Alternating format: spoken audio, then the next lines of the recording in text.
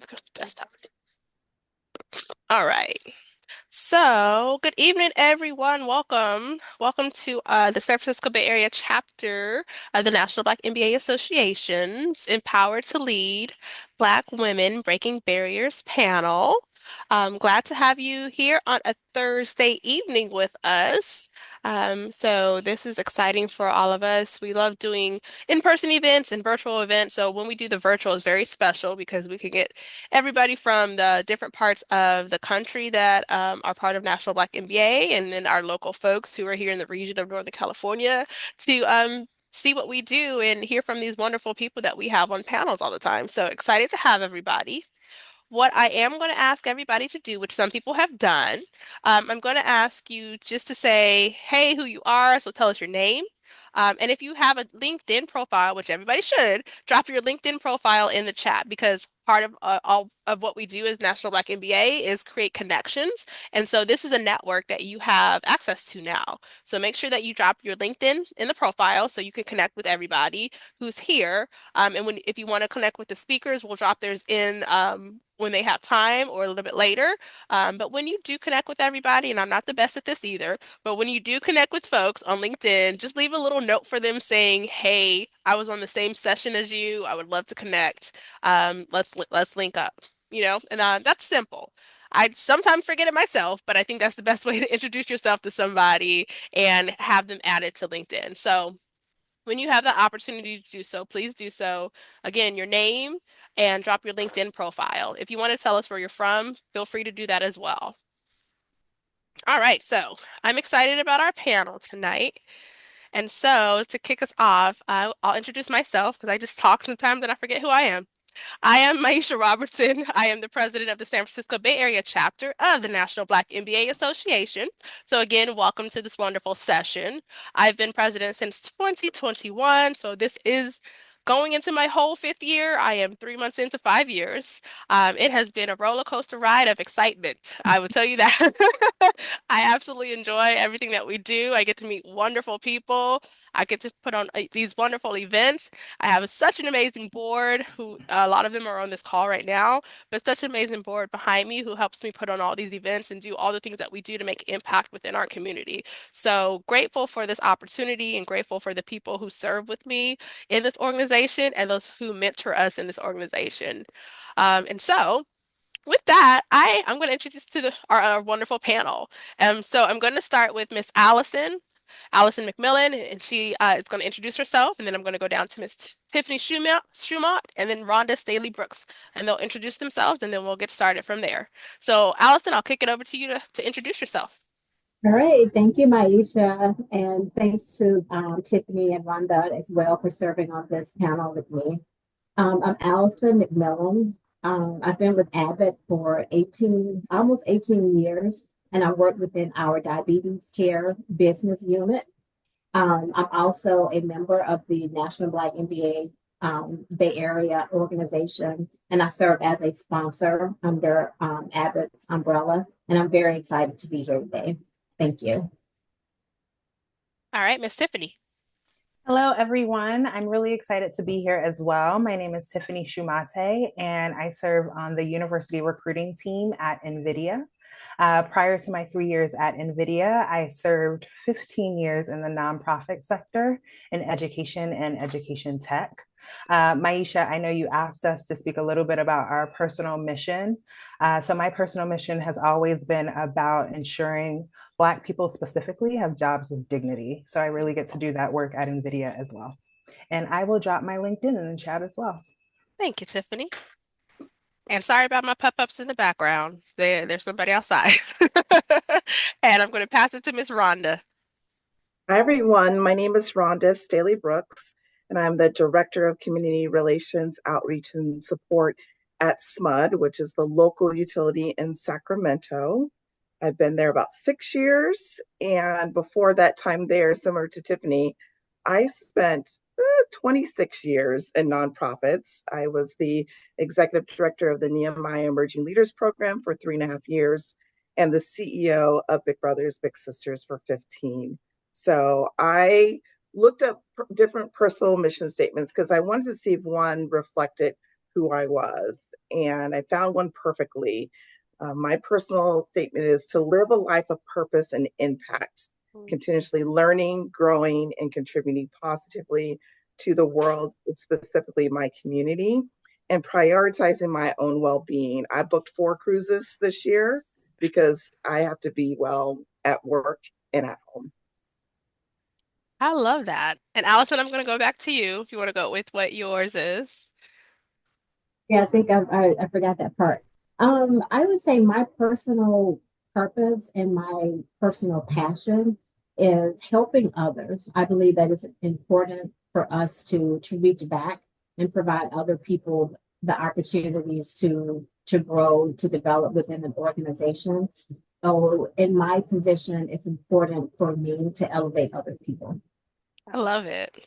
And then I forgot it as well. So my personal mission is um I build, I elevate, and I lead. So I lead with purpose, integrity, and impact, not to just succeed, but to transform the spaces and create opportunities and drive lasting change. So I'm excited about this conversation. So again, everybody, welcome. And if you just came in, please drop your name in the chat along with your LinkedIn. All right, so let's get right into it, ladies. All right, so the first thing we're going to talk about is breaking barriers in leadership. And this is an open question to anyone. Please describe a defining moment when you realized you were not just navigating barriers, but you were breaking them. What shifted within you during that time?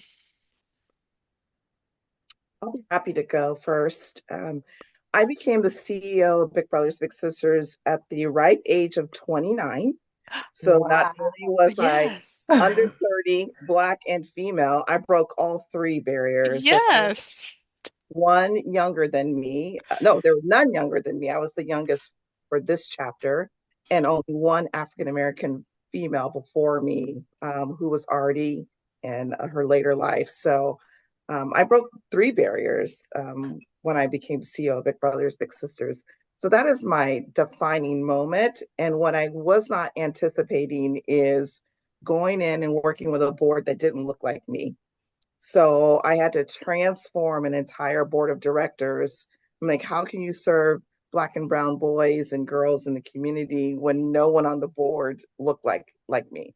So I was aggressively changing the culture of the organization now as its CEO, while also people looking at me like, well, you're too young to lead. And I always tell people you can lead at any age and from any seat. Don't need the title to lead. And so I was prepared to break all the barriers as possible. And I stayed there as their CEO for 15 years. So the other thing is in nonprofit sector, 3 to 5 years, you're probably burnt out and ready to go out the front door. And I had a lot to achieve and accomplish, so I stayed much longer. Beautiful. I absolutely love that. I did not know that about you. Yeah. So if you could expand on a little bit on how you did end up transforming that board a little bit, because we do go into workplaces and spaces where a lot of people who are in these upper leader positions do not look like us. And as a leader, how can we help transition that? Well, first of all, is you can't fault the board because all they did was recruit their friends, Hmm. right? And so you have to change the culture of just recruiting someone that's just like you. And that was my first test. It was like to get the board to think outside of their circles. So you put yourself in the middle, right? And, I'm only connected to African and American women that were in sororities. Okay, no, my circle is bigger than that. But you have to get people to think about their greater circle. So you put yourself in your middle, you become the wheel, and you have spokes. And your life is defined by many different spokes. So if I take myself, I take college, my husband's employers, my past employers, my sorority sisters, and I have all these different spokes. And so I got the board to really think about who outside of their immediate top 10, because your immediate top 10 are just like you. If you Hmm. guys sat down right now and write down your top 10, they look just like you. Yeah. My top 10 are females, they're Black, they're between the ages of 48 and 53. I mean, they're all educated. They are just like me. So you have to go outside of your immediate circle to bring people in to your world. I love that. And that was a gem. So please write that down, everybody. I will pass it on. Allison, Tiffany. Yeah, I wanted to say, Rhonda, I think you make a really good point around your board and especially coming into a new space when it comes to leadership. My story is slightly different.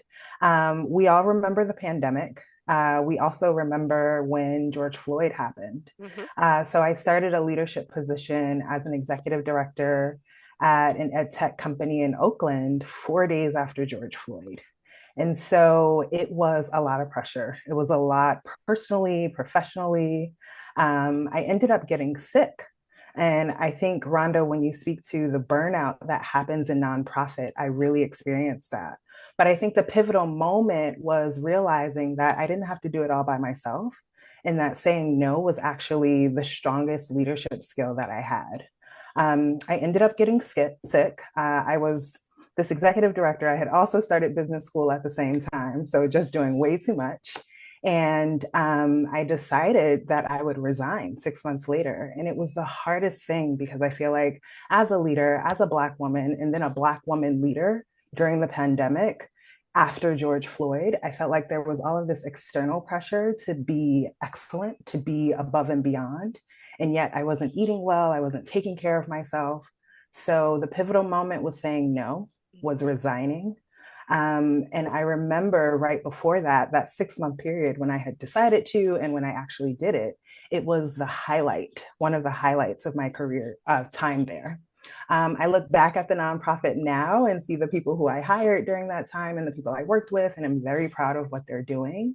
But I think also when it comes to leadership, it's about, yes, being ambitious, but also knowing when to step back and say no. Yeah. And to that, somebody wrote this in the chat, and thank you for writing that too. But as a leader, saying no is kind of the hardest thing that you can do, right? Because expectations are high. You have expectations from your stakeholders, from your staff, everybody that's Right. around you. And so that mindset is kind of hard for people to get to. What made you determined to say no in that moment? Was it the burnout, or was it that you were just ready and you've been through this kind of trial before where no is something that you needed to Yeah. say? Um, it was that I was away from work and no one on my board had checked on me.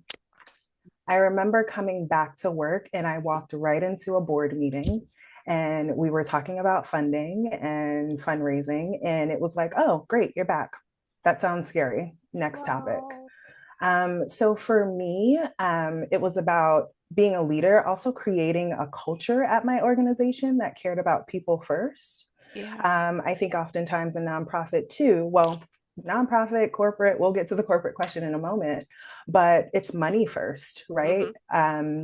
And so I left knowing that I was building a culture of people first, that we would take care of each other and then get the work done. Because if you're not doing well internally, right? I had gotten sick, then what more can you do for others?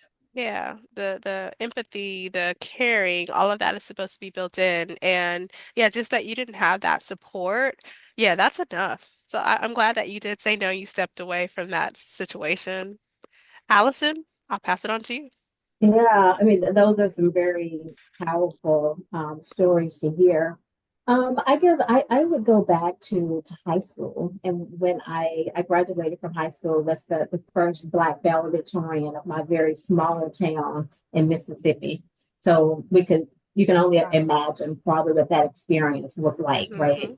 Um, and making sure that my percentage points were really higher than my competition. And so that experience. So I feel like I've always been kind of built for breaking barriers. And even in the corporate environment, unfortunately, always being one of a few, if not being the only one in a room, I would say it's taught me to feel confident in myself Mm, and realizing that I am enough as I am, that I don't have to seek anyone else's validation, that I deserve to be where I am, that I add value and I contribute to the success of the organization, but that I am also, as I've mentioned before, I am truly passionate about bringing in talent that looks like me and making sure that others have the opportunity to also um, grow within the corporate environment. Yeah, so it sounds like, going back to that moment, that's what fueled your persistence to exactly what you said, to open the doors for other people. Yep. Yeah, I do these not are want to be the only one. I want to look around and I want to see people that look Right. like me and then also absolutely. share my story. Absolutely. These were strong stories, ladies. Thank you so much. Lots of gems, so please make sure you're taking notes. We are recording, but take your notes too, please. All right, so let's go into that. Actually, in your experience in the corporate sector, nonprofit sector, in school, growing up, right? What are some overlooked systematic barriers that Black women continue to face within leadership? And how have you actually learned to recognize them and challenge them? think for me is just being, like Allison said, you might be the only in the room, right? We're not overlooking that anymore. We're bringing people along with us. Yes. So I started at SMUD and at a manager level, and I was promoted 2 years ago to a director level. And directors and executives are all the way up to our chief. There's 40 people at the top of the chain. So I have arrived at the top 5% of the company, over 2,600 employees, and I'm in the top 40. And there was one Black chief female, one Black chief male, and then myself and two other directors. So five total. Five of the 40 are look like us. But I'm not looking at the number so much to say it could be zero, Hmm. right? So my job is to show a beacon to the person answering the phone for SMUD that you too can be a director here at this company. So the number is small in nature, but it could be zero. And Hmm. we're not okay with zero anymore, anywhere. So my job is to continue to break the barriers, mentor those, sponsor those, and we're going to talk about that soon in a minute. Mentor and sponsor those that look like me within my company of over 2,000 employees. Mhm. And I hold this, I don't know if you want to call it this armor, to make sure that I block and tackle for all of those behind me because I've gotten this opportunity to get to the top. I love that. I was telling students yesterday, kind of the same thing. Like myself, there's this little armor around me, but for my people, there's this huge armor, the shield, and I'm gonna go rally for you and make sure that nobody is blocking your access to anything, but I'm gonna make sure we're pulling each other up too. So I absolutely love that. I'm gonna pass it to Tiffany or Allison.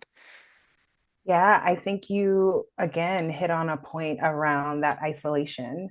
And oftentimes, I think that isolation can also lead to burnout.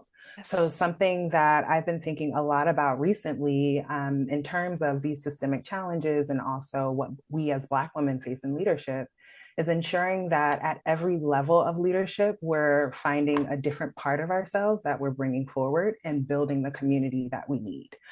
So, what's that saying? What got you here won't get you to the next phase. Yes. I'm actually in a position right now, like, what is it that I need to do to upskill myself in this corporate space so that I can get to that next level of leadership? Who are the people that I need behind me? Who are the sponsors? Initially, I thought they all needed to be Black women or Black people, but maybe there's a sponsor in someone who's an Asian woman, someone else who is a white male who's looking at my work products and speaking on my behalf internally. So I think when I think of systemic challenges, it's this idea of being one of the onlys, like Rhonda said, and then the isolation and in turn the burnout that comes along with that. And I think that there are remedies that we can put in place to prevent those. Yeah, I love that. Every level calls for a new version of us. That's exactly what it is. Allison? I think I'll summarize it based upon what I'm hearing from you guys is that representation matters.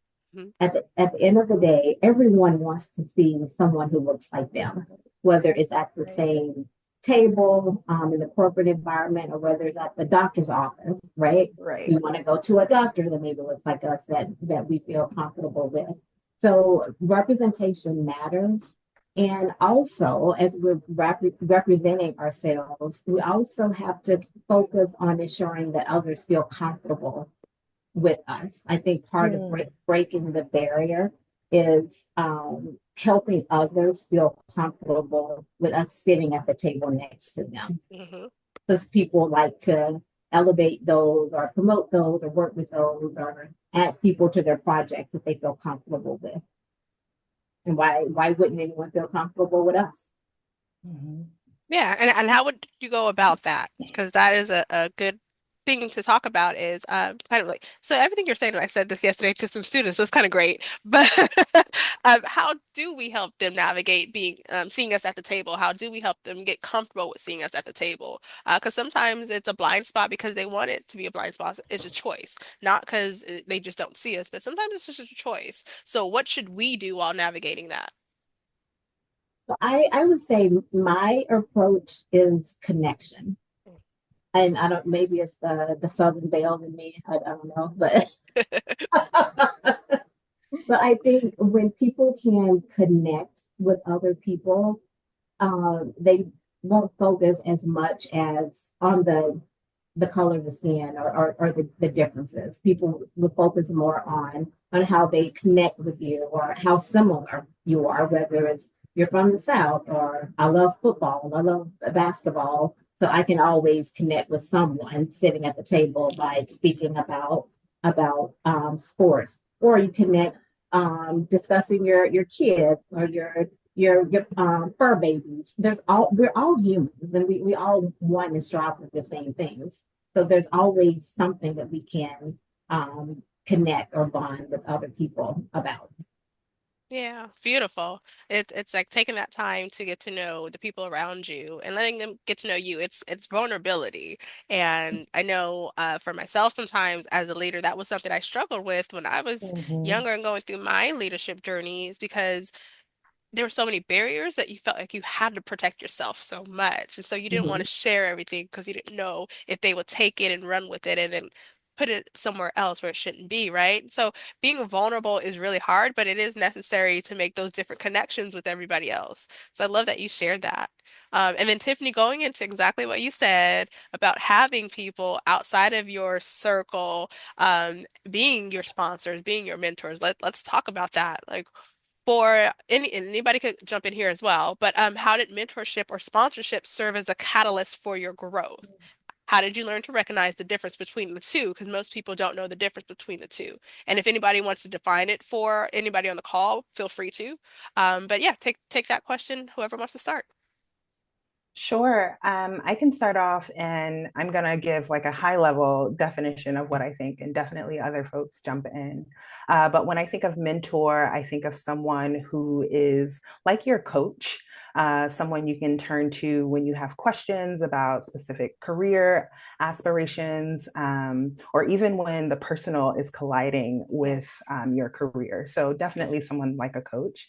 And then I think of a sponsor as someone who is speaking on your behalf inside of rooms that you may not necessarily be a part of. Something that I was going to mention for this in particular is thinking about your manager as your sponsor. I think that's one of the failures that I had younger in my career. I thought about my manager as someone who managed my work products. But a lot later now, I'm thinking of the manager as someone who helps to open the doors for you, right? So, I think shifting my view of my manager and seeing them as, yes, I need to be in partnership with you, helping you solve problems and issues that you have, but also holding them accountable as your sponsor, letting them know and being open, like you just said, Maisha, and being vulnerable about this is my career path, this is what I'm thinking of. Can you help me identify some gaps? Or here are some gaps that I've identified. I think you can help me fill them by XYZ, or I'm looking into this program. Can you help support me in that way? That shows initiative, that enables them to open the doors up for you on other projects. But that's something that I wish I thought a lot clearer around when I was younger. Yeah, beautiful. Rhonda, Allison? Yeah, I mean, you nailed it. I call the mentor your cheerleader, right? So, and your their sponsor is talking about you when you're not in the room. And when I think about that, I think about the Nehemiah Emerging Leaders program that I was fortunate to be a alumni of. It's a leadership program that was designed to take, say the middle manager or the chief and try to get them to the higher levels and exposure, and also be out and join boards in the community. And so every time someone on my company in Sacramento supports this program, so we have someone in almost every class. And when they graduate, I say, now there are 20 NELP alumni that work here Mhm. at SMUD, and I want you to go meet every single one of them. That's your task, hands down, because now you've got 20 new friends Mm-hmm. and family members within this company that need to get to know you now that you're an alumni. And we're in different departments. Mm-hmm. We're all Mm, over the place. So when that door opens, they're talking about you and sponsoring you when you're not in that room.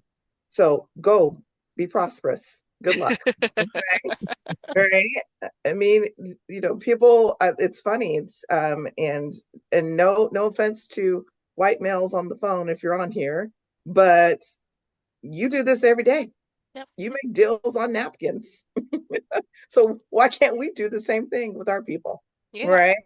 And that's just an example of go make the deal before you need to make the deal. You have to, like Allison said, build relationships first. And then the rest of that stuff will follow. yeah. Yeah. Allison? That that's great, Rhonda. I totally agree with building the relationships and the connections first. So I would say so high level, I think a mentor is someone that you talk with about your career growth or your career opportunities or someone that can help you navigate. But a champion or an advocate is someone who talks about you. Mm, So totally different. You speak and you talk with your mentor, and your manager is not your mentor. And I think that's something that we need to learn early on in our career. Your mentor is not your manager. Mm-hmm. But a champion is someone who can talk about you, someone who's in a position of influence that can determine whether you get promoted, someone who can determine whether you have access to high visible projects where other leaders across the organization have an opportunity to know who you are and what you're capable of doing. So that's how I would high level summarize it. Someone you talk with and someone who talks about you. Mm-hmm. And thank you for highlighting that, Tiffany. Yes, your manager is not your mentor. They could be a potential sponsor, but they are not your They're mentor. not your mentor. No. Yes.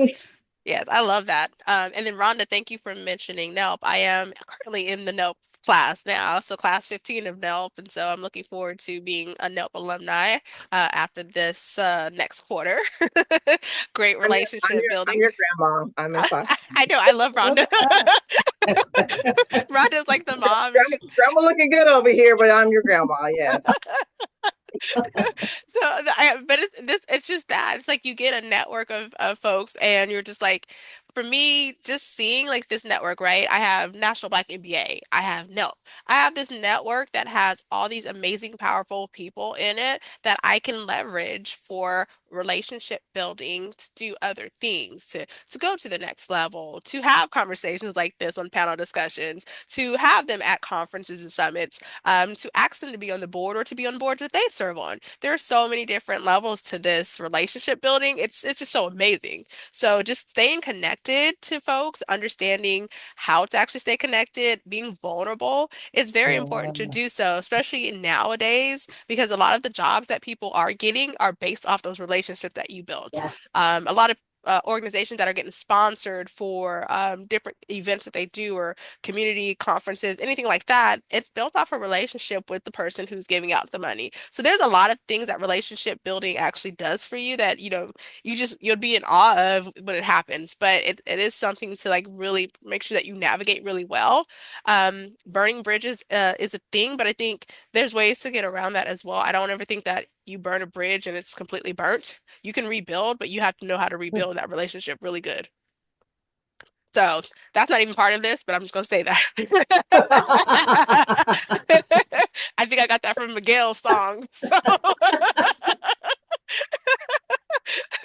so going into it, I'm like, pretty much how we are. We are a bunch of Black women who are super authentic, right? We talk about that all the time. We love being bold. We love being ourselves. We that's who we are. That's how we lead, right? And so how have any of you or all of you learned to honor your authentic self while navigating environments that often require code switching? And I talked about this last night to some students I was talking to.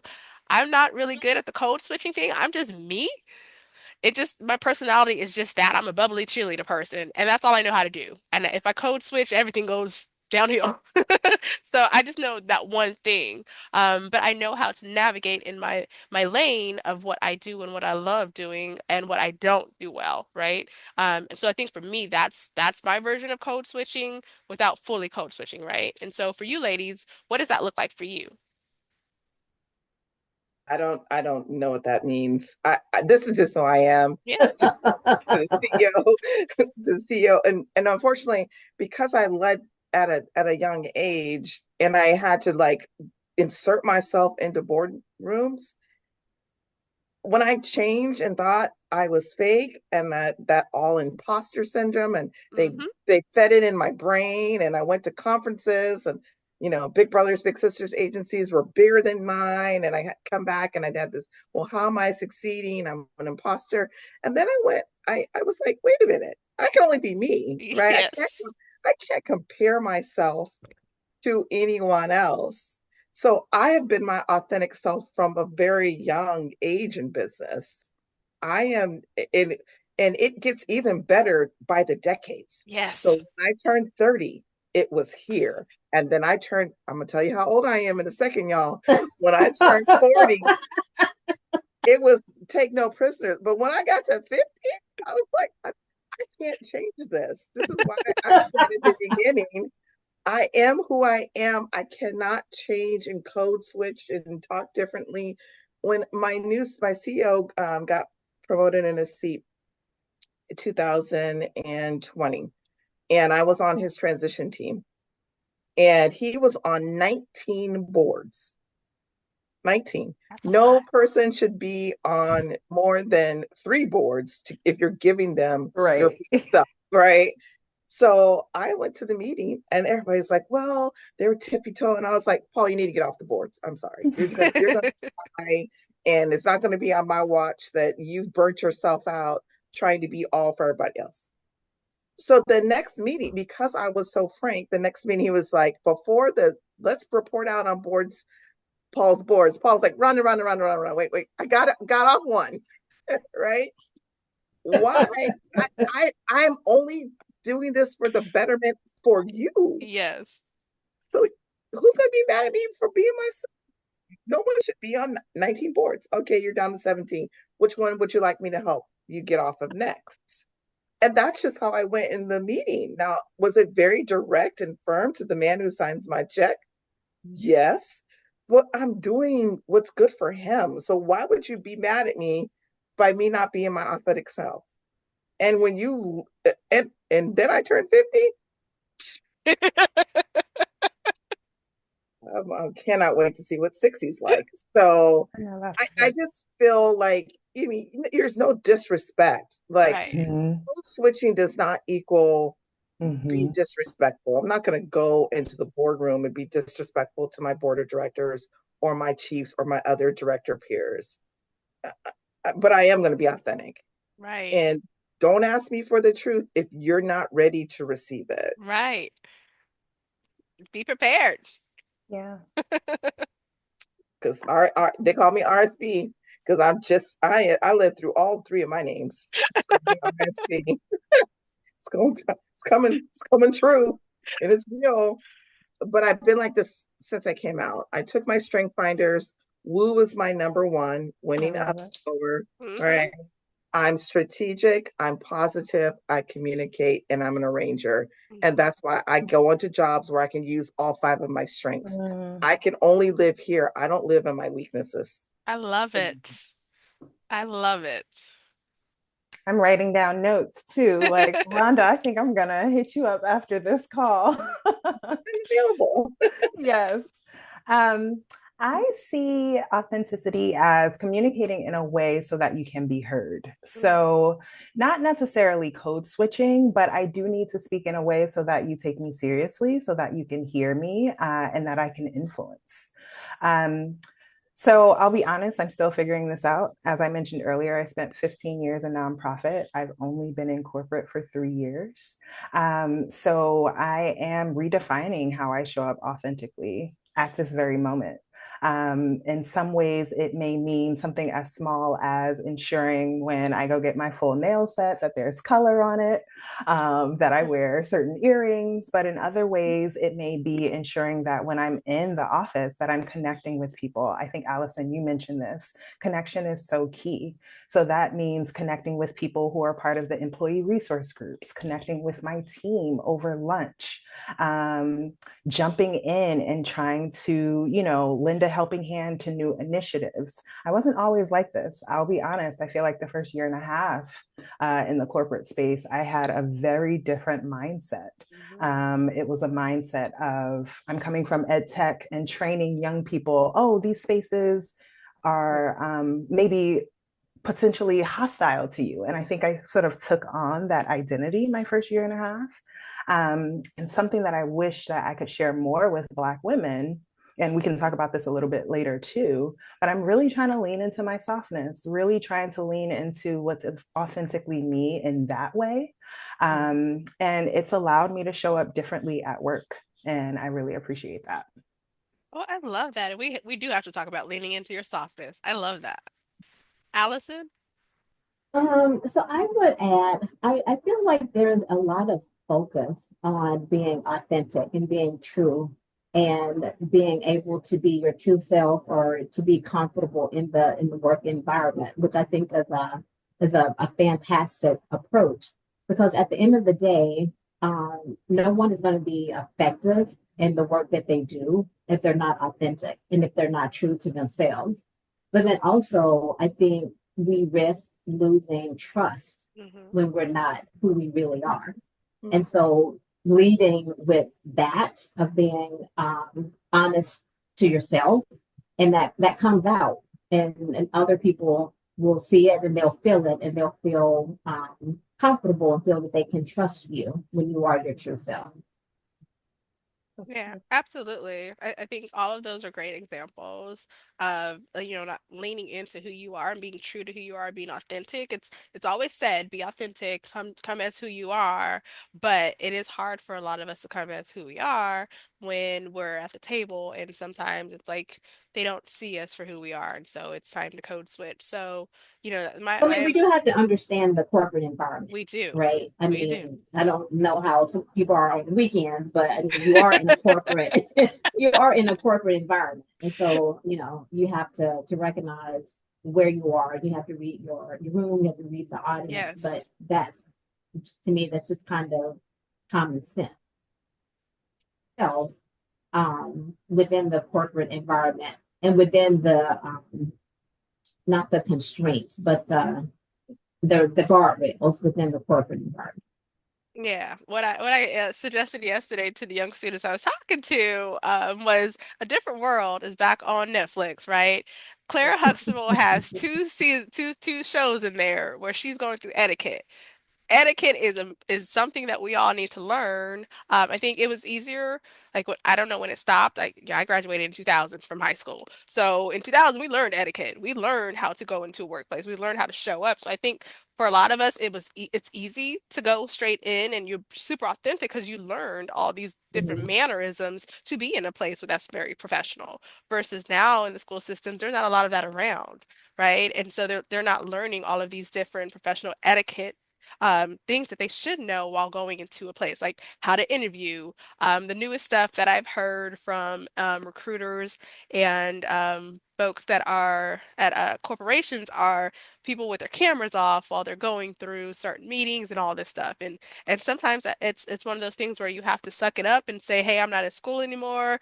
I know I work from home. Sometimes I got to turn on the camera, or just, notify people while you're not turning on the camera. But there's like little etiquette things that we need to do and that's still showing up authentic. It's just being true to who you are, and not really code switching. It's understanding the environment that you're in so you do fit in and you're allowed to be who you are and yourself. And so there's little things like that that we need to pay attention to. Like you said, I think that's just the most important thing. So you really don't have to code switch. You're just understanding that culture that you're in, that environment that you're in, and you're really just working through all that.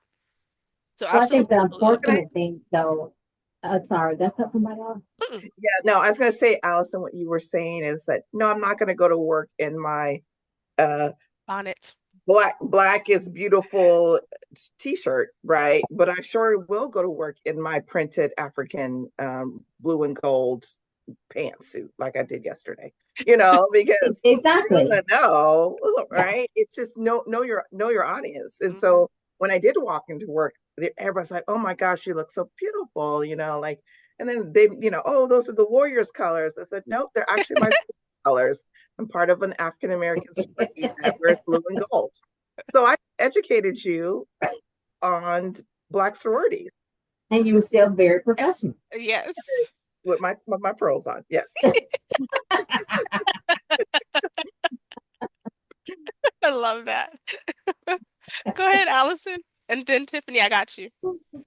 I think I was gonna say without the etiquette that's being described, those aren't the individuals that are going to be in the corporate environment. I mean, and that's just the reality. Yeah. So we're not speaking we're not speaking about that. Yeah. But we have young folks coming in from college, and that is something that some college some advisors and some corporations have said in a couple rooms that I've been in. And so I'm like, we gotta let that be known to our young professionals But that are until we starting out. coach them, which is why Yes. I'm involved in the early career recruiting, until they receive that coaching, the reality is that they're not going to be hired to the corporate environment. Yes. And that's just reality. Yeah, so we have to reach them before they get there, and so Exactly. that's what we're here for, right? This association is part of that mission is to make sure that they understand how to show up, and show up authentically, but show up the right way in those professional spaces. So Yeah. I love this. You ladies are amazing. All right, so going into it, what actually has helped you all stay resilient and rooted when the weight of your leadership becomes too heavy? And I know Tiffany, we talked about, when you got sick earlier in your career, but if there's anything else that you want to share as an example of how you stay rooted and resilient within your leadership, feel free to share, Allison and Rhonda as well. Yes, I love this question because it makes me think about my spiritual practice. Everything for me comes back to my why. And I know my why has been given to me from God. So I'm going to leave it Yes. at that.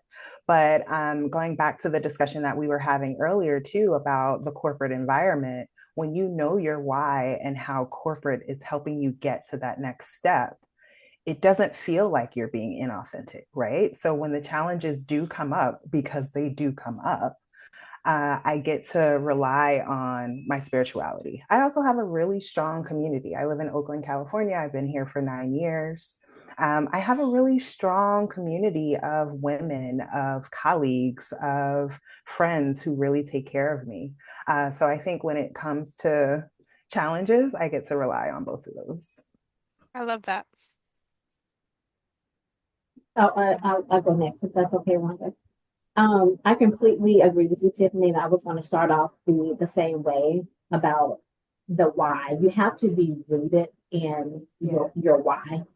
And for me, also, in addition to the why, it's knowing and understanding who I belong to, Oh, right? yes. Yes. I Whose know you I am are. covered because Right. there have been many a days, and truthfully, that I have on my ride home had to pray or had to pray on my way into work to prepare myself for what I was going to face that day, right?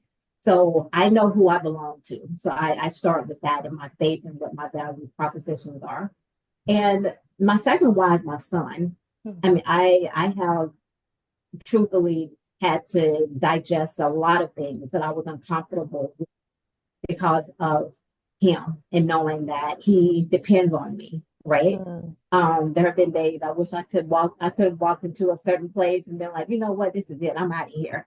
But I couldn't because I had to think who I belong to and that I'm protected, but then also my why and knowing that my son depends and that he relies on me. And so I've had to remain strong and resilient, knowing that he needs me and he needs me to be strong, and he needs me to be there for him. And then I would say, based upon the last thing that you said, Tiffany, is having your posse. It's like we as women, we've got to build our posse, that community of either friends or a community of colleagues, or for me, my sisters. I can always call one of my sisters, and they will reground me or reroute me when I need that. So for me, it's my why, and it's knowing who I belong to. Love that. Well, Rhonda? I'm in a great group of people because mine are the faith, family, and fun. So I mean, let's keep this very real. And I felt very my heart broke when Tiffany said that nobody checked on her when mm, she was Yes. ill mhm, because in September 22, my brother died. My father followed December 22, and my mother followed June of 23. I had 9 months of losing three out of the four of the people that I grew up with. And my job did nothing but support me. I would have had to put in a notice if nobody was checking on me. And so it really broke my heart, Tiffany, that no one did that for you. But my mm, SMUD family was completely there during those nine mm, months of my life. And since then, it's not like it's over. I mean, my mother has only been gone a year and a half. So it just, the faith to be able to survive that kind of trauma, the family, friends, and the network at work that kept me grounded, right? And like I said at the beginning, I go on vacation. There is no vacation for me to donate to anybody at the end of the year. I use every single hour because I earned it for my sanity and for my grounding and for me to be who I am. So that's why I booked 4 cruises this year. I'm an empty nester. My kids are about to be 25, and I have a granddaughter that's about to be 2. So I don't have anybody else to care about but me and my husband and which flight we're going that's to get. right. That's right. So there is that. But since we're talking to the younger ones in the generation that I saw, the Gen Z that don't even know cursive, since we're talking to those who are in college or going to be out of college or wherever you're at, early career, right? Don't lose yourself, Oh, yes. right? Mm, Go to jobs where you're celebrated, not tolerated. Yes. And I have been blessed enough in my career to have 3 amazing careers since I started at Big Brothers Big Sisters in 1993. 3 amazing careers where I was celebrated, not tolerated. So that was at the age of 20. So you have to just find where you are celebrated. Okay. And if you're not, don't quit your job. I tell my kids, don't quit your job until you got a new job. Uh, don't just walk out. Tell my kids that all the time. But move on because what Tiffany's story should not happen to anybody. Yes. mm. There should have been a card at the minimum, Minimum. a Yes. cake, A phone call. a soup, a DoorDash Mhm. at the minimum. Do not go where you're celebrated, not tolerated. I love that. Yes, that is really great advice. I hear it all the time. But like Rhonda said, please do not quit before you have something else secured. No, Let's don't do make sure that. we secure the bag first and then leave. And then Absolutely. please give good notice. Don't just quit on the spot. Give good notice. Let's Yeah. keep the bridge there. Correct. Yeah, I absolutely love all the responses, ladies. And then Allison, going back to your son, right? So going over, your career, your journey, ladies, like what legacy are you actively looking to build? How do you hope to help other ladies on this call or even the men on the call reshape their narrative for leadership? For me, I would say my legacy really is about providing opportunities for other people and serving as a mentor for those across the organization. I had a call just earlier today with someone early in his career, and he had different questions for me about his journey and wanting to seek advice and some guidance. And he also shared some challenges that he had faced. So my legacy is I genuinely care about other people. I don't do it because I expect anything in return. I Hmm. do it because it needs to be done. And why not me? If I'm in a position to help other people, why wouldn't I use my position, my influence, or my experiences or my lessons to help someone else? Love it. Tiffany? I grew up in Newark, New Jersey, and I grew up with women who did their best to raise us on their own. And some of them did not have the best jobs when trying to do that. So I know that the legacy I want to leave is to ensure that we have jobs with dignity. Earlier, I mentioned Black people specifically, and I'm very adamant about that, especially when it comes to what we're seeing in technology these days and being prepared for the workforce. Hmm. So, the legacy that I want to leave is that in terms of the community. Personally, I also have a son. I have a 9-month-old, and it's been really exciting to watch him grow and to raise this young man. And I'm really looking forward to that. But also thinking about what is the world going to look like in the future and how will he see Black women?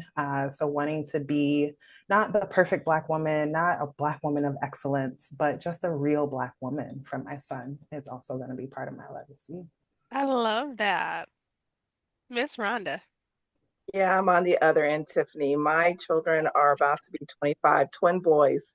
My Mm, number one legacy is I put two wonderful men on this earth. They are beyond phenomenal. mm. And watching my son be a father is just nothing that I wanted at this young age of 27 of mine.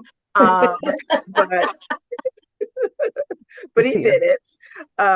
And his girlfriend sent a picture of him outside doing push-ups and my granddaughter jumping on the ground and trying to be just like him. Oh.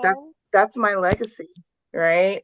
I am the aunt Yes. of many. I am the great aunt of many, and all I want to do is lead with my authentic self so that they all will be like that. And so, my children and my nieces and nephews first, beyond anything. Then Mm, my community, Sacramento. I have lived here off and on for collectively. I came back for college in '92, so there right there is 20, 33 years plus the 8 when I was a child. So 41 years of my life in the Sacramento community. And so what I want to leave behind is my mentorship and my caring about my community. I mentor for free. Um, my no class, I told them, here's my number. You guys can call me if you want to. All right. mm, And so I don't charge anybody for mm, my time because I want to make sure that they just get a nugget of what somebody gave to me. Hmm. I didn't hear by myself, right? I stand mhm, on the shoulders of giants, phenomenal parents, amazing mentors, educated and blessed. And I just want to give it away for free. mm, And I do. I have a mountain full of trophies. Let's just be real. I did not go out to do the work that I did at Big Brothers Big Sisters and Nehemiah and what I do now to get a whole bunch of trophies, but they gave them to me. Yeah. But you know what? I stopped and looked at it and like, well, how many Black people got it before me? Not too many. So now I got to open that door and nominate those people who look like me for those same trophies so that they have a plethora of trophies and be seen. Black women are doing great things in this community and they're not being recognized. I So absolutely love that. Absolutely love that. And then what I was going to say about your cruises is don't forget the Maxwell cruise, Rhonda. That's a good one to go to. Well, Add that to your list, okay? All right, so I'm going to go to the chat. Miss Mary, hi Mary. Her question is, was there ever a time in a career position of climbing the ladder where you had to hold back all of your skills and interests to prevent from being excluded from access to leadership opportunities? Hmm. Back your skills. I'm not sure. I'm not sure that I'm following the question. What exactly does that mean? Does that So, mean? was there ever a time that you had to restrain, like basically who you are, all the things that you're great at, just so you can have access to other opportunities? Because It's, there's that intimidation factor that we carry. This sounds like what you were saying, Rhonda, going to where you are appreciated Hmm. and not just tolerated. If you have to, yes, there is an intimidation factor, sure. But if you have to hold back, well, let me rewind. The intimidation factor is always about the other person. Always. So if you have to hold back who you are authentically and your skill set and everything you've worked hard for and earned to make that person feel better, like if you have to shrink yourself, no, it's time for a new position. Yep. It's funny. I when I got the job at SMUD, in the interview, I laughed because some of the interview questions were like, "You wait, you gonna pay me this to do this?" I literally could do my job with one hand behind my Mm. back because I ran nonprofits. So Hmm. the stuff that they were throwing at me, I was like, I just moved desk because I didn't have anybody to move the desk. I was the janitor, I was the bookkeeper, I was the CEO and the fundraiser. Oh, and I put all the events together. So wait, you want me to just do this? Mm-hmm. I, Sure.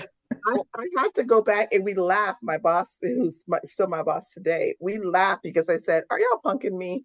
I said that in the interview, and I had to roll it back because it was so funny. Because I'm like, I literally do absolutely everything. So I wouldn't say I hold back my talents. I just showed new ones because they were only hiring me for this, and I am bigger than the room. Mm. So Hmm. when I got in the room, I just showed out. And then I got promoted within 3 years. I'm not holding back. Like you were not giving me enough to fulfill, but I needed some rest after all those years in nonprofits. So I sat in the chair for 3 years and just gave them a little bit of me till I filled the room. I know She what got you a mean. rest. Mm-hmm. Allison, did you want to jump in, or you want me to go to the next question? I was looking at the next question. I pretty much agree with Tiffany's perspective. If you feel like you have to hold back your skills in order to be seen or to be heard, it's not the right environment. Absolutely. All right, so next question from the chat. Chris asked, have any of you ladies felt any racial discrimination in your respective workplaces, especially in response to Trump rolling back on DEI initiatives? No. No. No, I no. wish they I would. What did Simone Biles say? What was their theme? They had a hashtag for that one. Okay, so I take that back. I have to be real with you guys. I told you I'm in the top 40. So that wish you would is because I have the ability to make people disappear. So, no, no, not to my face, nor would they. Hmm. Yeah. I would If say any, no. So I'm also one of the leaders on our finance DEI corporate committee across all of Abbott, and the messaging is that nothing about what we do is going to change. We're still committed to to um, the same efforts that we've led before. Mhm. Tiffany? And our company hasn't rolled back. I mean, we have a Black ERG, Grain is our Asian Pacific Islander. We have 11 ERGs. We're not rolling back, which is why, again, I stay. This is where I'm going to stay Hmm. because this is where I'm celebrated. We have pride. We have women's, we have men's, we have parents, we have young professionals. We're keeping all of that, so you feel like you belong somewhere. Love it. Tiffany, did you want to add, or I'll go to the next question before we We wrap can up? go to the next one. Alrighty. So what would be the best way to address racial discrimination in the workplaces? HR? I That is a hard question. Mm-hmm. That's a very hard question without understanding the context. Mm-hmm. Yeah.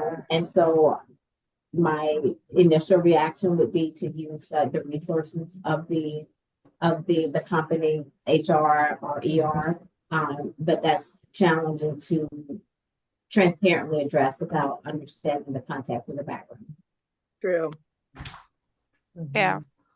And what if your contributions are not held back, but the perception of your impact what if your contributions are not held back, but the perception of your impact controlled and diminished? There's something in the way of mine, sorry. Do you love it there? Yeah, I feel like Because, we're back in the yeah, situation what we talked about well, earlier.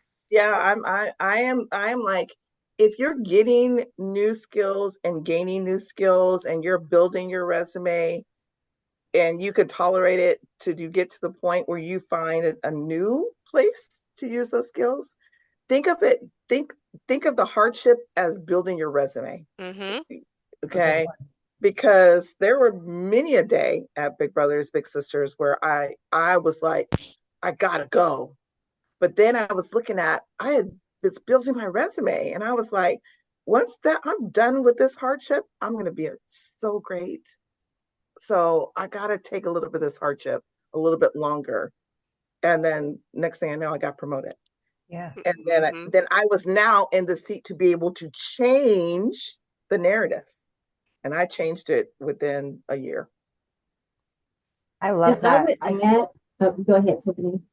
I was just going to quickly say, I think being in corporate or any of these leadership spaces too is about sacrifice and figuring out what you're going to sacrifice for the next level. Again, what got you here isn't going to get you to the next level. Yes. So, yes, Rhonda, like what are the skill sets that you're gaining? What's pruning you through the fire, turning you into a diamond so that when you're ready for that next level, you have it. Yes. Allison? And I agree totally. I agree completely with what you guys are saying. But it's also understanding maybe who is trying to control or diminish your impact and finding other advocates within the organization. Yeah. Yeah, find other champions who would help support what you do and do recognize what you do. Yes. It is one of those things where it's the level that you're going through, right? You're always going to end up in a space where you kind of outgrow it. And then, sometimes your skills are overlooked. It's not the right place for you, but it's time for you to look for the next place for you. I think we all have been through that kind of journey. So, just what they said, they're absolutely right. Like listen to your heart, understand what's actually for you. Um, Loyalty to the mission, not the org. I absolutely love that. There are so many gems that were said here, and we have a recording, so you'll get some more if you didn't catch them. But I mean, there's so many things. Just go where you're celebrated, not tolerated. That is the hugest gem that came out of this today. It's something that everybody's talking about, especially now with the rollback on DEI.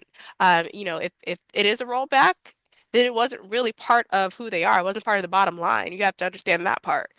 So culture matters. So really, like when you're going through these interviews, ask about the culture. Ask about the hard things for them to answer to see if you really want to be there. Because that job might be really great, but it might not be for you. And you're missing out on an opportunity that is for you, that is even better. So sometimes it's those tough questions that you have to ask in the interview. When they do ask you if you have any questions, ask questions. All right, so we're going to wrap up. And so I did have one last question that I wanted to ask you all. So every great leader carries something unique on their own. And so what would you say is your unique superpower, the gift that constantly shows how you lead and how you serve? I'll start with Allison. So that's a very interesting question. And interestingly enough, my superpower was told to me because it wasn't anything that I've ever really thought about. Um, which also made me realize that people do see me, they do see the work that I do. So one of my leaders told me that my superpower was that I genuinely care about other people, meaning that it's not because I'm trying to hit a goal, because we do have certain goals, right? But I don't do the work that I do because I expect anything in return. I do what I do because I genuinely care. Um, it's not driven by any other effort or any other initiative other than that. So truly feeling empathy, truly connecting with people, um, and doing what I can do to help other people elevate in the organization. I love that. I'll go over to Rhonda. I talked about strength finders from the crib to the cubicle. I'm a woo. I can meet. My superpower is there are no strangers in this world. I'm talking to everybody. I'm getting on. My dad did it when he got on the train from Oakland to Fairfield. He made 18 new friends just on that short train ride, and I got that honestly. I am I'm a woo you until you can't woo be wooed anymore. I love that. So and woo is winning others over from strength finders and from the crib to the cubicle. That's me. I love that. I didn't get that from my dad. My dad is the same way. He'll talk to everybody, any stranger, but I didn't get the woo part. I never get woo in straight finders. It's really weird. Tiffany, go ahead. I'm really good at bringing people together. So, from a young age, I was the party planner. I loved bringing people together. But now, what that's turned into is being really good at building teams and getting people cross-functionally to connect on projects. So, I would say that's my superpower. I absolutely love that. And I'll say mine, I am a connector and a builder. And so mine is visionary leadership. And it was funny because that was not what I would ever thought, but that's what everybody kept telling me. And I'm like, okay, which makes sense because my first Strength Finders was futuristic. And so it makes sense for me because a lot of my first test in Strength Finders, it was all about leadership. And I'm just like, this is awesome. So this is like the roles that I love holding, but it's just because I love people and I love our black people. 10 toes down, I'm all about my black people. Shield on, I'm protector of my black people first. But I love giving us the access and the resource to all these different tools and people that we don't get to see on a daily basis. So thank you so much, ladies. This was such an insightful conversation. I absolutely adore all of you. Thank you so much for all the gems that you dropped for everybody. We are going to have the recording on our YouTube channel, but I do want to drop this in the chat for everybody. If you have not gone to the San Francisco Bay Area chapter of National Black MBA's website, we do have some, I have to get the website up together. We do have some events coming up next week. We are celebrating the national chapter's 55th anniversary. So we have been around since 1970, and the purpose of National Black MBA is to support the economic and educational development of Black professional students and entrepreneurs. And the whole point of what we do is to make sure that we have access and resource to all these things that we were actually restricted from having back in the 70s and have barriers of getting into still to this day. And so if you visit the website and drop it in the chat, and go to our events page, you see some amazing workshops that are happening next week. They're virtual, so anybody can join. But this is where we also have all of the events that we will be doing locally as well. We are Northern California based, even though the name is San Francisco Bay Area. We cover Sacramento all the way down to Fresno, but we only go to Sacramento and the Bay Area. We don't go to Fresno, but you could come on up if you are in Fresno. We do have a lot of live events. We will be having our Women's Leadership Summit in July in Oakland, and then our Empowered Leadership Summit in October in Sacramento. And then in between that, there will be a lot of different workshops and virtual sessions as well. So I want to thank you all for spending your evening with us. You'll have the recording in your emails within the next hour. Feel free to share it out. If you have any questions for our speakers, feel free to reach out to me, or you can, if they, I think they all dropped them in the chat, feel free to connect with them on LinkedIn. like I said, it's the follow-up that matters, right? So connect, tell them where you met them, and then follow up because a lot of us here, they all said it here, we're all here to give back to our community and pull up the next generation. So utilize it, leverage your network, do what I didn't do when I was younger. Leverage your network. You have all the people here who are willing to help you. Take advantage of that because we want to get you to the next level. So thank you and have a wonderful night, everybody. Good night.